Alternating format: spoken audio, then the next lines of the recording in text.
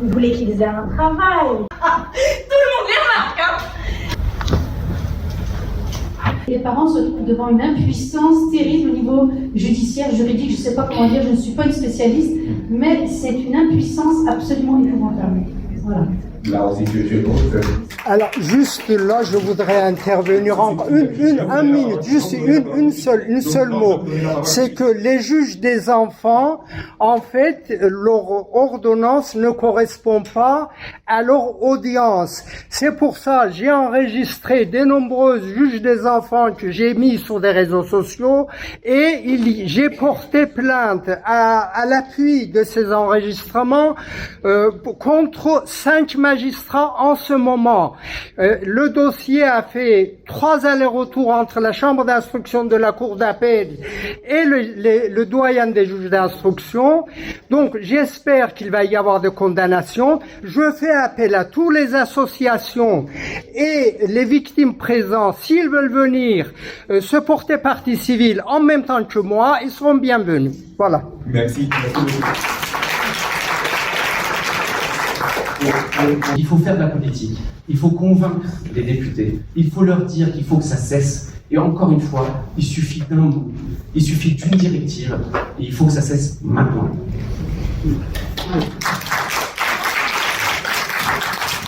Et qu'on détache les intérêts financiers de la prise de décision.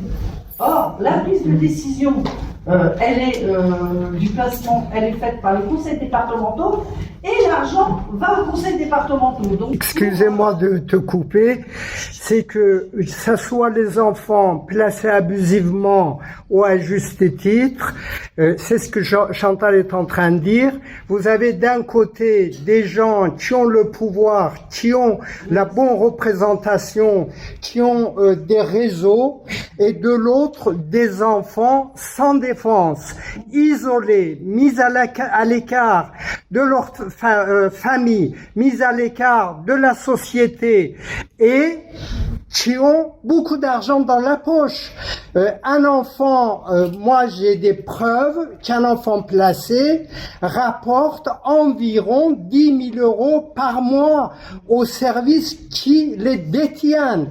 Donc, en parlant de mon propre gosse, on l'empêche, à 14 ans, on l'empêche d'aller acheter du pain et en disant qu'il risque de rencontrer son père, alors que je n'ai aucun problème social, aucun problème de santé et aucun problème de justice. Donc, il faut faire quelque chose pour que ces enfants qui sont isolés, qui sont sans défense, qui ont beaucoup d'argent, aient un pouvoir face à l'institution qui les détient et qui détournent l'argent destiné à leur vie quotidienne et qui les isole et qui les met à l'écart de la société, ce qui fait qu'à 18 ans, quand on les met à la rue, ils se trouvent, 40% deviennent des sans-abri et où passent les restants de leur vie dans des hôpitaux psychiatriques, ou 70... Le temps que je vous ai fait un groupe 3, vous pouvez vous expliquer. Voilà. Zia a totalement raison. Il y a une puissance incroyable des conseils départementaux. Il ne faut pas oublier que l'association des conseils départementaux de France, c'est un budget d'environ 90 milliards. On va terminer ce colloque par le témoignage de Ziadali. Il faut être très concis, et si tu pouvais, comme tu le fais parfois, quand tu prends un peu de recul sur la situation désespérante, mais pas désespérée que tu as, puisque tu tiens bon, nous inviter à cette force qu'on continuera à développer.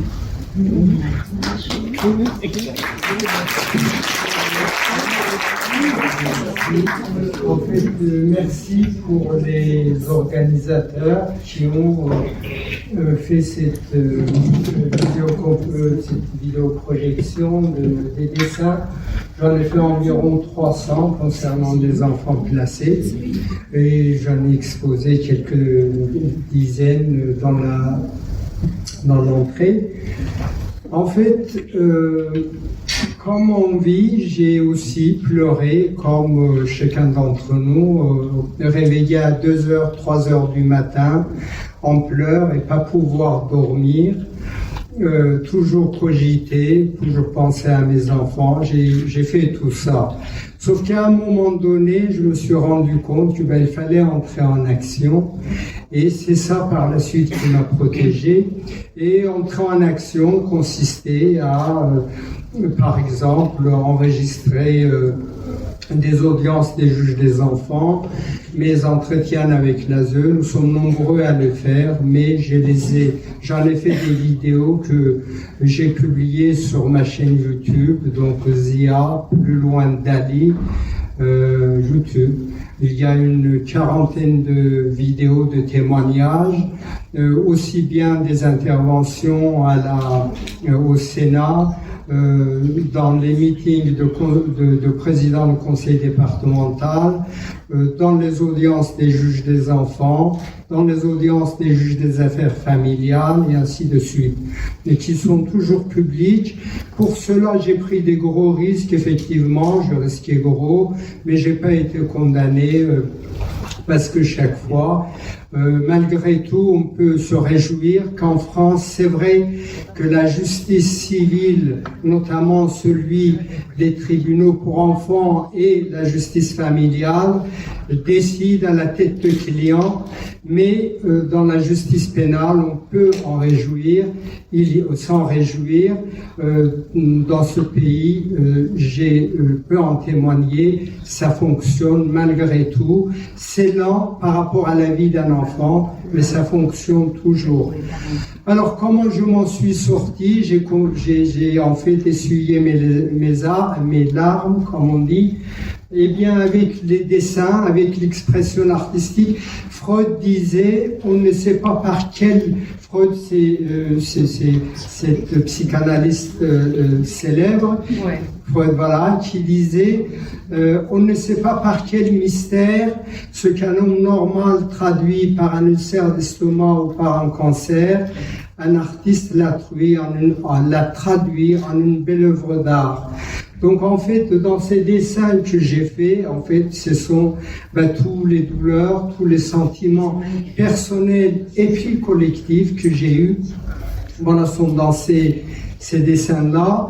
Quelque chose aussi qui m'a vraiment sauvé en réalité, c'est que quand je me réveillais à 3h, 2h du matin en pleurs et que je ne pouvais pas dormir, que le lendemain il fallait assurer 3 travails, en fait 3 boulots simultanés, voilà.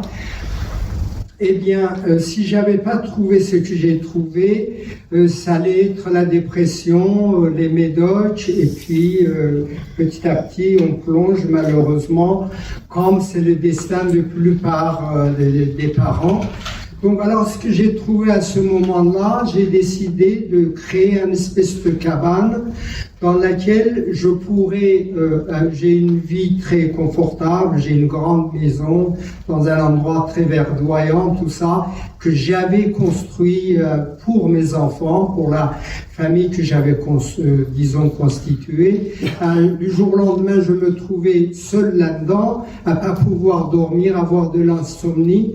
Donc à ce moment-là, je me suis dit, il faut que je trouve un moyen pour stimuler me mettre artificiellement dans une situation précaire pour stimuler, on dit ça, mes sens de survie, voilà, mes instincts de survie. C'est pour ça que j'ai commencé à dessiner. J'ai eu des formations d'art appliqué en art appliqué.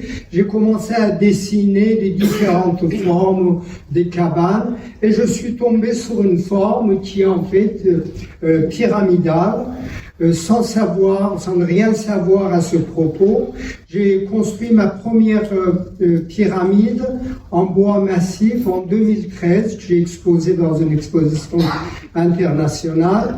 Mais quand j'allais dormir dedans pour pouvoir en fait me mettre dans une situation précaire, je sentais qu'il se passait quelque chose. C'est que je dormais comme un bébé, je ne pouvais pas réfléchir. Une fois dans cet espace, j'étais concentré et je dormais comme un bébé. Je ne pouvais pas je ne pouvais pas réfléchir. Voilà. Et ça m'a protégé parce que ces pyramides, j'en ai fait plusieurs et je vous avoue que depuis 2013, je dors dedans. Voilà. Merci Diabali. Et Diabali ne l'a pas dit, mais il y a un projet que dans chaque département de France, on ait une pyramide qui soit ouverte comme à Selonge, à Manou, pour les enfants placés et leurs familles. Et ça ne fait que démarrer. Donc il y aura bientôt une carte de France avec dans chacun département cette pyramide.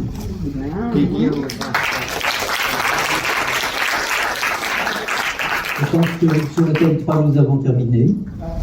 Et merci aux contributions des associations. Merci Valérie, merci Lucia, merci Sylvie et merci Sylviane.